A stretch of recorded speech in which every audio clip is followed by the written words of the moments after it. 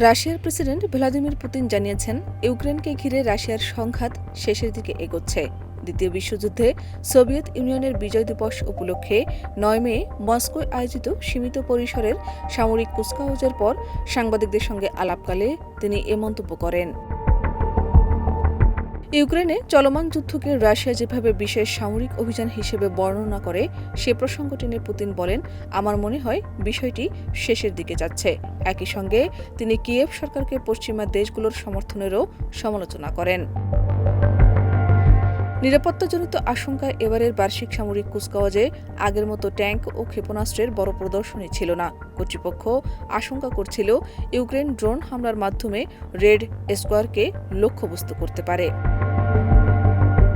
একই সঙ্গে একটি দীর্ঘমেয়াদী শান্তি চুক্তি হলে ইউক্রেনের প্রেসিডেন্ট জেলেনস্কির সঙ্গে তৃতীয় কোনো দেশে বৈঠকে বসার আগ্রহ প্রকাশ করেছেন তিনি।